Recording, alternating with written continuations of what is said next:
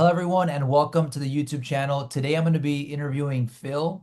He's a longtime friend. I actually met him on the channel. He commented on one of the videos, and I was just telling Phil right now before we started recording here that the reason I wanted to have Phil on here is because I get a lot of people reaching out to me, following me on social media, Instagram, Facebook, TikTok, since I started the videos way back in 2021 on how to get your license. And very few people, unfortunately, have stayed in the game because it got really, really, really hard for the loan officer after the refi boom. And that's why I wanted to have Phil on here because I met him since he was getting his license, and now he's still in the game, and now he's right now he's got more deals than I have. So I was like, okay, I got to get Phil on the channel. That's a quick little introduction. Tell us a little bit about yourself, Phil, and how you were introduced to the business in the first place. I got a call from one of my friends, like, well, maybe you should, just kind of stick to what you've been doing. I was in BB&T in correspondent lending, mortgage lending. So I'm like, okay, I'll stay with it. I see the docs. I was only doing data entry. Mm, And they're like, why don't you just be a real estate agent or a loan officer? I was a quiet guy. I was like, I don't want to be a real estate agent. I feel like you got to be in everybody facing outside more. I want to be a loan officer. I want to be behind the scene. And I'm good with numbers. I just want to be a solution finder. So I was like, okay, all I got to do is get my license.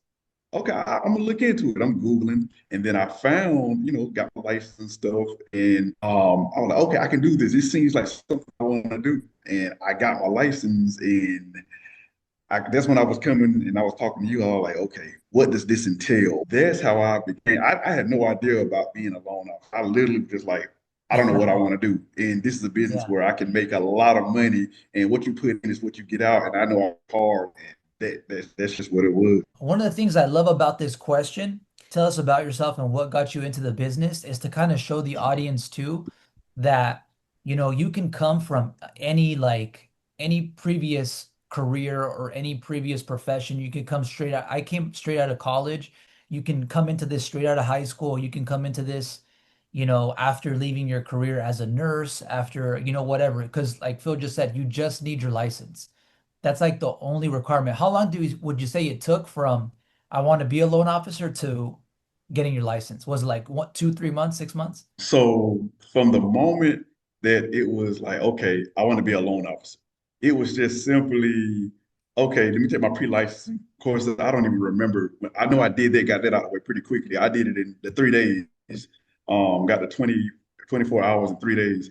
And then it was just like, okay, now I have to study for the exam. I spent a lot of time studying for the exam. I bought something online that helped me even more prepare for the exam. And I failed it my first time by one question, literally one question. I'm over here thinking about all the questions that I wasn't sure about, but it was just like, if this had more complex, I would have answered it. But I'm like, all right. So I took it a second time, and Nice. and then I passed it. So it was definitely less than a year. 3 to 6 months, you could become a loan officer from the point you decide to the point where you're licensed and probably even producing, which brings me to my next question. What did your first few days or months look like? And what did you struggle with as a new loan officer? So my first days, my office where my branch manager who got me on, first of all, how I even got with on Barrett Financial, my company, I was on Indeed, and I was just pretty much before I got licensed, I was like, hey, a lot of people are saying I need my own book of business before they even accept me. I want to let you know I'm getting my license. I'm gonna be brand new. Like, what would you accept me? I'm willing to learn. He was like, just get your license and we'll talk about it. So that's how I ended up being in this business. But when I first, got on and I feel, oh, you got Wow. your license. Okay, come on in. So I was having an hour and some change every day to get to the office. I'm over here thinking like I need to go to the office. And he was like, hey, you got to make that phone ring. And I was cold calling. That was my Wow. thing. I was going all the way there just to sit on the phone and cold call, and it was brutal. I'm over here trying to call clients, and it just went terrible. I'm over here with my list of people that I want to call, and it's taking me 20 minutes to get the courage to call each person. Oh, I call them, hey, my name is I am with Barrett Financial, and I think that you are like that. That's how it Oh, was. yeah. It just went terrible. That's what went wrong. I struggle with like finding ways to get the business Mm. the most. And I literally was on my computer, like, let me just look at guidelines. I feel good. I feel like I'm being productive. My manager was kind of like, you got to get some loans in. Like you can look Oh at the yeah. guidelines all day, but you know, you want to get into this, you got to, throw yourself in there. But what changed is when he told me, you know what, just get in front of as many realtors as you can. He was like, hey, do what you got to do. Go by offices, tell them what you can do. He gave me like little scripts. I was big on trying to get the scripts and stuff, right? But what changed was be more yourself. Like, don't really look into the script, know the script, but just be yourself and just go into. I always used to just go into. I went to many real estate offices, just handing out my cards, introducing myself, saying what I can offer, asking can I go into their meetings, and and everybody saw. What I kept on hearing is, oh, he's genuine. I mean, I guess they felt I was new at the same time, but they just kept on saying, oh, he's very genuine. He's gonna make it far in this business. I'm like, Oh oh, yeah. that means they know I'm new. But they just kept on saying they like my character and stuff like that. Yeah, that's important when you're in this business, especially I don't know why, like if you're like a banker, loan officer, people are going to be more likely to work with you if you seem like you're trustworthy. It's like if anything on the topic with money, they want to know that you're trustworthy. And if you're the one dealing with money, they're like, I want to work with Phil because he seems like a guy I can trust. Especially because Yes. loans, like are one of the most like if not the most important part of a transaction. If the loan's not there, then it's like it's a done deal. So like they have to trust you as a person, as a loan officer, Yeah. to know your business, to do the right thing, to get the product. One of the things that the new people struggle with that I like you mentioned is that like you get your license, you come in, and then you're like, wait, where are the leads? No one really tells Hmm. you. They do, like, hey, go knock on the door, go make a cold If it call. is to be, it's up to me. Exactly, right? And then you start, so here's what happens. You start getting upset. You start Hmm. blaming the market, blaming managers, blaming brokers, blaming coworkers, blaming interest rates, because you're trying to come up with a reason as to, hey, why is this so hard for me? It shouldn't be hard. Because it shouldn't be hard, right? We all know that it Hmm. shouldn't be hard. Nothing's Right. impossible. And then that's kind of where like I was experiencing the same thing. And I was like, dude, if it is to me, it's up to me. And then once I had that shift, then I started, just like Phil, okay, you know, I don't like cold calls. I don't like door knocking, whatever. What can I do that I like and where I can be myself and get those people to work with me. And one thing that's really, really unique about you that I really like is that you really like heavily target realtor offices and realtors. Like you're super strong Hmm. at that, way better than I am. Like I've very, very rarely like cold call realtors, and you're like Hmm. busting down doors and like going, that's really cool about what you do. And then like you mentioned, it's made a big difference in your business, right? Yeah, and like I don't do that so anymore. Like social media is look now that I got my feet in the door and I got realtors that I've worked with and they talk to me, they can vouch for me. And now I just add realtors and stuff. I don't even really talk to them no more. I might share their stuff. I don't want to bother them. I don't want to be like, hey, you should work with me.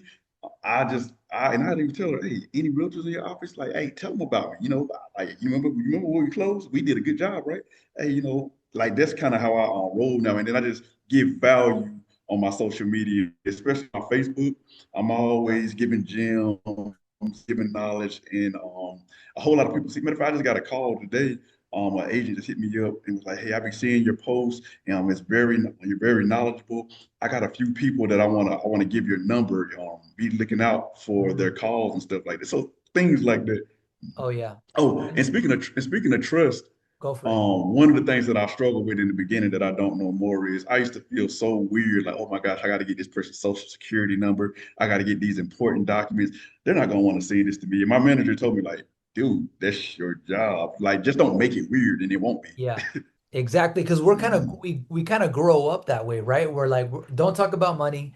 Don't ask them how much money they have. Never ask someone their FICO score. And then we're literally like put in a position where we have to ask them like, do you have a bankruptcy? Do you have like what's your FICO score? Mm-hmm. Citizenship, X like all these questions like are thing like we're going deep into their lives. Like we literally probably Mm-hmm. aside from their partners and maybe even their parents, and we probably know more about the borrower than their parents and the partner sometimes. I like that you mentioned that because there's also this professionalism factor. It's two things, right? It's we have to get over those habits Mm-hmm. of being afraid to ask people those questions because of the social norms, don't ask, blah, blah, Mm-hmm. blah. but also like you have to have a professionalism to yourself when you're asking Hmm. these people or how you present yourself, and that's connected with trust, right? Yes. To be like a professional is trustworthy, right? It's part of being a Right. professional is being trustworthy. So you have to have that because if you're asking someone for their social and all those like super important private documents, and you're coming off as someone that's not professional, sloppy, Hmm. untrustworthy. I mean, small things like that that coaches and trainers don't talk about make such a big difference whether or not that Yeah. person works with you, right? And feels like, it like glows out of him that he's super trustworthy. And we need that as loan officers. You have to like glow that you're trustworthy more and more because we're heading into a time where things are more transparent and the borrower is Hmm. way more educated. Like 50 Right. years ago, you know, you could have been a terrible loan officer and gotten away with it because the client didn't know any better. When did it start getting easier and what happened? When it started getting easier, okay, I always told myself I gotta close my first loan. I closed it. I was like, okay, I done got through one. Let's keep it going. Then I got through two, got through three. Different. I was like, okay, every loan is gonna be different. Yeah. So to be honest, when it became easier, it got easier every single time. But like right now, it's super easy now, and it's like I know it's still more things that I can learn because I'm just specializing what I specialize in. I don't like I still haven't done a new construction loan or no renovation. I haven't even tried. I haven't done a US. That's the USDA loan is the only one that I haven't done. So I can learn those eventually, but I just been specializing what I specialize in. But I think the hardest thing is just getting the loans in. And so Mm. I'll say what made it easier is when people started knowing me before I even knew them. They see me more on social media, so it was easy to talk. They know I post my closings. They know I get the job done. I like that. Other agents are seeing that I get the I job see done. it, dude. I'm And like now seeing it and I'm like, dude, I gotta catch up with Phil. yeah, and it's just like everybody like, okay, he's closing fast, and then the reviews, and now it's just all of that combined is what's making it feel so much easier. Right? It goes Yeah. back to trust because they're like, hey, not only is he trustworthy, which is what you're showing, but you're active, you're getting things done. And I see it all the time. That's why I'm like, dude, I got to get Phil on this interview. One thing I Hmm. also want to bring up that I mentioned in the videos is when you're brand new, social media, like you just said, is a great way to build trust. So if you're brand new, you haven't closed any deals, maybe you can't post that you just did a closing, but if you make a video on the guidelines, like, oh, there's this guideline, there's this guideline. I talk about in the Hmm. videos, read the guidelines, but don't just read them to make social media content, Yeah. right? 'Cause that's what I did. I was reading and I was like, oh, that's a TikTok, that's a TikTok, that's a IG. So like if you're Hmm. brand new, just start posting a ton of those.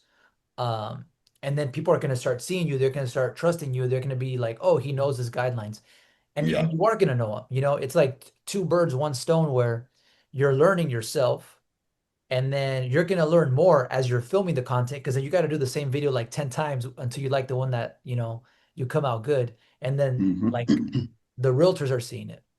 And let me say one thing that like in the very beginning when I was very much so starting out, one thing that kind of like also kind of got me on the rise was you had that presentation from you that I Oh was yeah, using. I was using that a lot. And then like you said, once you do it over and over again, it'll be second nature to you. And I started putting my own little spin on it and stuff like that. So I was getting a few clients, from those, and then it was like my practice. And everybody's not gonna be ready. Um, that's so right. like just getting those out there and my name out there, and I was actually having somebody, get little recordings and getting little pictures of me doing them, and that kind of built into like, oh, he is really out there. Other agents saying, oh, he is really out there educating. So that was another like Wow. first factor that started elevating me. Another thing I love about Phil is that like and this is important for every loan officer is you got to invest in yourself and your business. Mhm. And he reached out and I was helping him with I think one time we were going over like pricing, like rates. I was like, are there lender credits or discount points? You're like, wait, I don't know what that is. And I was like, all right, I'll like break it down for you. And I was like, hey, this is really gonna help the home buyer workshop. I think you got the trifold, the booklet, and then Hmm. like a few weeks later, I'm seeing you present it, and I'm like, wow. And I think you said you even presented it like at a church, I think, right? Yeah. Uh-huh. I didn't even know you could do that, and you're already presenting it. So you kind of went over it briefly, but how did that change your business? For like, how did it influence your clients? How did it influence Hmm. you? And how did it Hmm. influence the realtors? Like, what impact did it have on those things? All right, so I hate talking in front of a lot of people. And like, the more and more I do it, I'm never all the way like okay with it. But when I do it and it's like I'm reading it and then I'm going over it with people, okay, now it's like it's in my head now. I'm not like feeling like remembering things. It's like engraved into me. So as I'm doing that, I'm more confident in it. And then now I know my information and that nervousness goes away when you know what you're talking about. So now Exactly. that I know what I'm talking about and I'm going forward with it, it's just, oh, they're looking at me like, oh, he knows what he's talking about. He is teach. I'm a teacher now, Oh yeah. and people look at me. People stop me on the street, and they want to learn, and it's just I can't even walk around the city no more without somebody like, hey, I'm gonna get a house one day. I'm like, you know who to call, Oh and wow. then it just and then agents, seeing me, and oh, he adds some value. He's not just out here just taking loans. He's a educator. So it's just a combination of me doing that myself, what it looks like to the clients, and what it looks like to the agents, and then them just being wild and just spreading it. Because I know you got it when you were fairly new. Did it help you kind of understand the process better and kind of think with it better and explain things? Because I know for me, when I was making it and whenever I'm having a consultation, I always have the home buyer workshop in the back of my Hmm. mind in the sense of like, oh, there's these four parts, there's XYZ.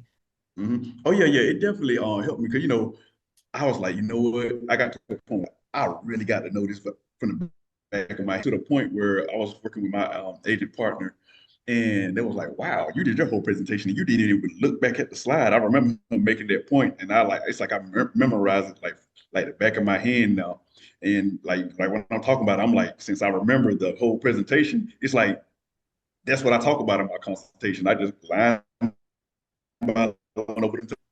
It's kind of built out that way to where it takes you from point A to point Z in the process. So when someone asks you about loans, and you're like, I don't know where to start. Hmm. Okay, where does the presentation? Oh, the presentation starts here, and then it goes Hmm. there, and then it goes there, and then it ends here. But yeah, Phil got it. Highly recommend everyone get it. Check it out. It's super, super helpful. What do you feel makes you different or made you different from those other loan officers that maybe couldn't stick in the business or didn't make it? What do you think is like, hey, I made it through because X, that way those people that are watching and brand new know, hey, if I want to succeed and make it through any storm because you made it through, we made it through like the biggest mortgage Hmm. storm in history. Like rates, what do you think it was? What did it for you? Okay, so the difference with me is I was more so determined. I didn't want to do anything else but this. Nice. And I think the most important thing, this is one of the things that stayed in my head. Like, okay, I'm doing this and nothing is happening right now. Have I made myself uncomfortable yet? Mm, And making myself uncomfortable was like talking to these agents, going to their firms, or having these stations, just like have I did everything I could do? If I did every single thing that I could do, even talking with, people that's been in the business and seeing what they say, like what is working out there? And if I do every single thing that I've been learning, or what other fellow loan officers done, if I haven't done every possible thing, there ain't no reason why I should quit until I've done exactly. it all. And I've made myself uncomfortable quite a bit. People are out there, loan officers are out there that are succeeding, they exist. It's not like we're trying to, do something that's never been done before. Not to say that you can't, but it's like there's people out there closing deals, making a lot of money. So it's like it's definitely not impossible. So now the question Mhm. is, if you know it's possible, now like Phil said, okay, I know it's possible, I know it's doable. I'm not trying to like do some magic here. People are doing it. The next question is, what information do I need? What abilities do I need so I can go and do it? Right? Because that's the only gap between, The loan officer and the guy that's brand new is the top producer, loan officer. They have that information, right? They know what they're Hmm. doing. They know the scripts. They know XYZ. So all you need to do is know what they know, right? And you don't Hmm. gotta wait 20 years. You don't gotta wait 50 years. Like that's one of the things that I really, really, really dislike. And I've mentioned it on the YouTube channel. I probably need to mention it more, is you don't need to be in a business for 20 to 30 years to be an expert. An Right. expert is someone that knows what they're doing. That's it. Hmm. If you know what you're doing after one day, you're an expert, period. So, like Phil said, if you want to Right. make it through, Hmm. like study the big dogs, study the top producers. How do you guarantee a fast and smooth closing? Knowing exact. Okay, first of all, I've just really started guaranteeing this because like yeah, you've been through it a few times. You gotta master your craft. And you gotta know what to expect. And then when you pre-approve somebody, you know what to file. Like everything up front. Do your homework up front. There When you you go. know everything up front, and you know, as mortgage brokers, you know the lender that you're dealing with. You know their processes. Oh, I know with this, I can get this close around this time. And I have no problem telling somebody, oh, we need to close by this time. Oh, I can do it. I mean, it's nothing on our side that will prevent us from doing that. And Mhm. in the beginning, you're not going to have that just yet. You know what I mean? That does take Yeah. Hmm. knowledge. I don't want to say experience because it's just a matter of knowledge. It's not about how long you've been Yeah. in it. Because in the beginning, I had the same thing where, the realtor would ask me, can you close this in 5 days? And now, can you close this in 10 days, 15 days? I was like, I have no idea, dude. Hmm. I just know I just know I can get the deal done. I don't know how many days I can do it. I've never had a mess up, but I have quick solutions. So I didn't get the mess up. And it's always those bank statements. You get Klarna Afterpay and like those type of things when when they see something on the bank statement and they add a condition based off of it. But yeah, I look at every line of the bank statement. Um, Wow. W-2s, like everything. Like it might take me a while, a little while to, do a full pre-approval. I don't ever try to rush it, but I make sure all my agents know that if my name is on that pre-approval, you got nothing to worry about. For the most part, I'm looking for things like the main thing is just those after-page Klarnas and those type of things because I kind of got almost burnt by that one time, and it's like I never want to like Klarna. You know what that is? No. Okay, it's like one of those buy now, pay later things.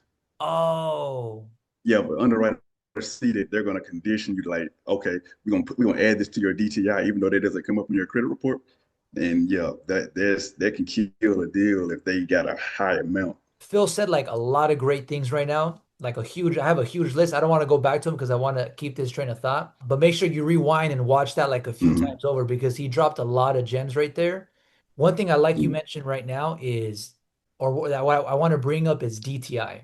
There's also, and if you're a new loan officer, maybe you don't know what this is, but DTI is debt to income or debt to income ratio, right?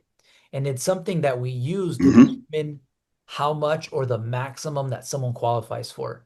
And I personally think it's a skill, the DTI, because you also don't want to go too high, but you also don't want to go too low. That's huge because like I'm gonna be so conservative for I know you got to get the homeowners insurance, you got to make sure the property taxes is correct, and you want to get that range where if you got room for error, but also you don't want nobody to be like, oh, the other loan officer said I was approved for this much, Mm, and then like having that conversation was like, well, that's always plays a factor in my head. Well, what I do tell them is like, okay, what's a comfortable margin? I mean, what's a comfortable mortgage payment for you? And then I tell them, okay, this is the price house that you would be, this is the price house that you would get for this mortgage payment that you want. Or if they already see a house that they want, I'll pre-approve them for that amount and I'll let them know. Now you can go up some more if you want. Just let me know. Find that house and I can give you more accurate numbers. But wow. like, yeah, that always bothers me a little bit. That PTI range, how important it is. Like, I gotta be conservative with this because I do not Mm. want you under contract and then something change and now you just you gone. You denied the loan and you lose that money that you invested. Exactly. I love that. And I do the exact same thing, you guys. And I think it's so, so, so important that you do that. I know a lot of you guys are going to be tempted to like overpromise. You're going to want to be the yes man. Mhm. Hey, like I want to qualify for 800. Okay, I'll do it. But you can't do that in mortgage lending because we're dealing with numbers, we're dealing with facts, and we're also dealing with people, and people Mhm. sometimes don't know what their FICO is. So they tell you their FICO is 800 and you put 800 and you do a quick pre-approval for the agent or whatever, and then it turns out they have a 500, that's a big problem. So I do the exact same thing. I'm always like, hey, I'd rather be conservative with the numbers and get the deal done than push it a little further, um, just to be the yes man and then destroy my reputation. Maybe the client loses their deposit. The realtor's never going to work with me again. They're going to tell everyone at their office, don't work with Enrique. And it's just fair to the client or fair to the client if you take that conservative approach, give them that cushion, just like anything else. Like engineers have a cushion. Like an elevator can hold like freaking like 50 Right. people, but like 50 people don't go in an elevator. You know what I mean? So like even, engineers have that Right. cushion. How do you handle fires? I already planned before I even had an ever fire. First thing I do is communication. Yeah, there you Communication. go. If I can't handle this fire like immediate, I'm immediately telling my agent or everybody else on the file, hey, this is what's happening. This is my plan. And this is what I'm thinking that we're gonna do, what we're gonna do about it. Um, no need to like, try to do it yourself. And then you done wasted a day, maybe 2 days, and then maybe who knows, maybe the agent probably had a solution for you. But like, that's my first thing when I'm handling fires. I take a breath, find out what I'm gonna do. Yeah. If it ain't nothing that I can do right then and there, communication time. Let's get them emails going. Let's get them phone calls going, and let's see if we can fix it. How big of a role would you say account executives are to your business? And account executives, they big time. And I remember you told me, you're like, hey man, annoy them. Go ahead, annoy them. Oh yeah, Ask I them all the remember questions in the that. world. And now I do that, and I'm like, hey, look, hey, I'd rather annoy y'all rather than mess up and I lose a business relationship and stuff like that. Oh I'm yeah, gonna ask y'all thousands of questions. You ain't picking up my call, you're gonna get an email and give me your number because you're gonna get text. They the masters of the lenders that we work with. So it's just like, okay, I need all the nuances. I need to know will this work, and from there on. exactly. And then for those of you that are like brand new Mhm. or maybe thinking about joining the business and you don't know what that means or that is, an account executive is basically someone that works at a bank. Their purpose is to answer questions and help you understand their loan programs. So as a mortgage broker or being at a mortgage brokerage, whatever, you're going to have access to a lot of banks. Like where I'm at, we have like 150 banks. Other places got like 200, other places 50. The point is you got a lot of banks.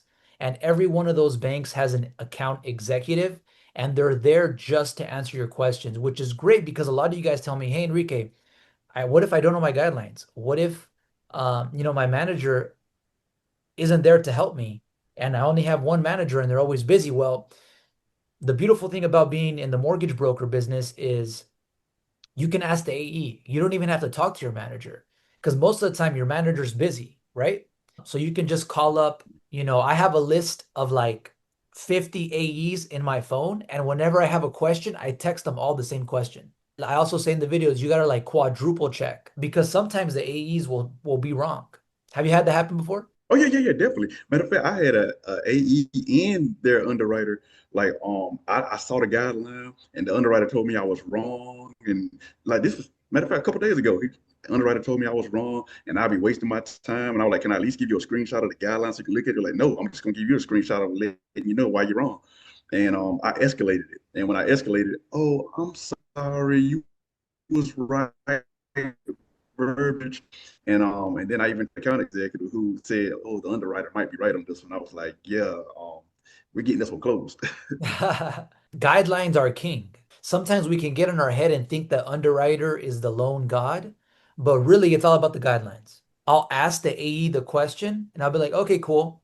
Now send me the guideline for it. Because sometimes the AE, they guess. They're like, I think so. So it's like, okay, cool. You think so, but send me the guideline to support it. Aside from realtors, what is your second most common referral source? I want to get with financial advisors. I one of these days, but not right now. But to me, it's mostly just realtors. But I do have two insurance agents who's referred me business, and I met this insurance agent real early before I even closed my first deal, and Wow. he's big around where I live, and he a lot of people know him. So he's been referring me quite a bit. And it's another insurance agent. He used to be a real estate agent, but he's an insurance agent now, and he's like Wow. well connected. But him insurance agent.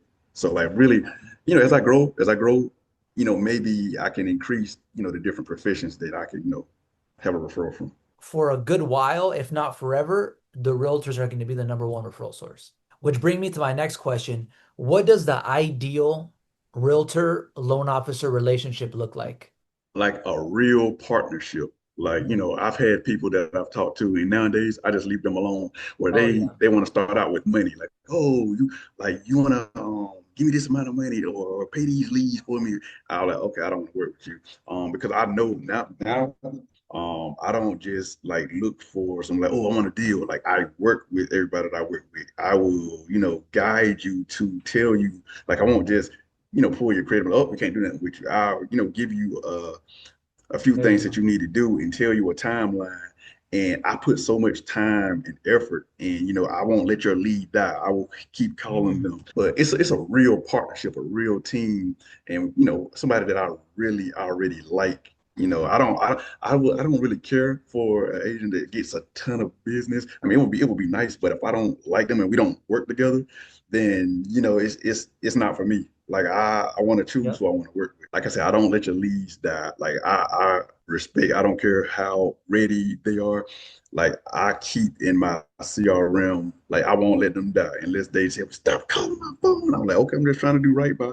Like that's one thing. Never let the lead die. Keep them. And because I just literally had somebody who they forgot all about them. I've been working with this person for a year, and I sent them back, and they were like, oh, I forgot all about them. So that's Wow. one thing. And they it's in this world it's women realtors, and they go to open houses or dropping due diligence checks off and stuff like that. Call me. I mean, I can't I can't just like get up and go all the time, but I don't mind being there. Like I'm like a real friend. Like it's more than business towards the end points. Like I'm really looking out. Like it's a real partnership. It's like a Yeah, real care. exactly. And that's what I'm trying to build. And like, what else? We can do things together. We can co-brand together. We can do these home buyer workshops together. Yep, We can, try to create leads together. Whatever we do, like, exactly. and it's pretty. That's off the top of my head, but things like that. Yeah. No, yeah, I love that. Basically, it's like you have to give value to the realtor. The reason a lot of realtors are like, hey, gimme, gimme, gimme, because loan officers, in the past or very often, more often than not, are not giving value. They're just like, send me the lead. Hmm. They'll talk to them, be like, yo, you qualify, you don't qualify, and they hang up. But if you're giving value again and again, like Phil said, nurturing the clients, having the consultation, making game plans, having that friendship with the realtor, getting leads together, doing workshop, like that's all value, value, value, value for the realtor. And the right people are going to appreciate the right things, right? Like the Hmm. realtor that's like that knows what's good for them in their business is going to work with Hmm. Phil because they're like, yo, Phil's giving me value and my clients value. So I'm going to work with Phil. But the person Hmm. that's like not going toward the best interest for their business is going to have like, they're going to be looking for the wrong things, right? And if you're looking for the Right. wrong things, you're going to get no product or zero product or a broken business or no business, right? Last question. If you were new today, what would you be doing to 10x your business? My first thing is I would go strongly out there in the market and trying to find my tribe, my people when it comes to agents. Like that, like I want to find the ones that really fit what I got going on with it, and then just pick, like you said, maybe 10. Um, and I don't need more. 10 that I know I can give a lot of my time because I can't do 20 because of the type of time and energy and effort that I want to give to those Yeah. 10 are gonna it's gonna be pure strong value. Um, if I was new, like if I was going to a different state and stuff and I want to start all over, Yeah. I would probably go to events or get somewhere in front of agents. I can't just be social media yet. I got to in person. And then I would try to find that and while I'm trying to get their business, and I might have to be talking to them the whole time, like, do I want to work with you? So that would be my number one thing at all. And one thing I love that you mentioned is like maintaining the value, you guys, because in the Hmm. beginning, you can't handle 50 agents when you're brand new. And a Oh lot of yeah. people try to do that. They try to like do 50 agents. Hey, I can get your deal done. I can get your deal done. And then you get 50 leads and then you don't have the capacity, you don't have the systems for it. So that's just one thing to, keep in mind. Same thing with the pre-approvals. Like the newer you are, the longer you Hmm. want to take with your pre-approval. And when I first started, I was brand new, and I just had my one agent that we closed our first home together. My first home, her first home, and that's my number one agent. And she's in the next room right there. Oh, there you go. Yeah, we work very well together. You don't need a lot of the big top producing loan officers that are like coaching and stuff. They talk about, hey, go look for the whales. Go, get the big top producer agents. That's not true. Like a lot of my first deals too were from the new agent.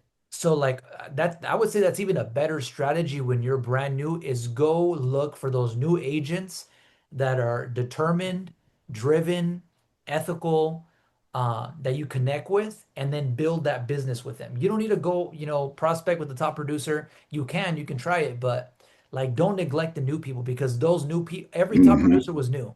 Any last words before I end? Any last words, Phil? It also does help when you new to this business. Have a nest egg. Have a nest egg.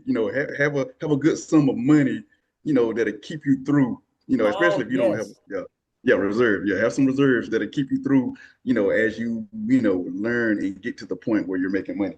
Oh yeah, I mentioned that in the videos. I forgot about that. You got to have reserves, guys, because it can be 3 months, it can be 6 months, it can be 1 year before you get your first deal, right? The sooner the better. And even if you do have your first deal in 1 month, you might go 4 or 5 months without having a deal. So on Hmm. that same note, take care of your commissions. Don't go out and buy the Rolex, you know. Don't buy the Benz until you a little bit later on into your career. No, you'll get there, but I love that you Yeah. mentioned that because that's also important. Those are all my questions, Phil. Thank you so much. Thank you for your time. You guys have any questions, reach out to him. Comment down below what you guys thought. See you guys for the next one.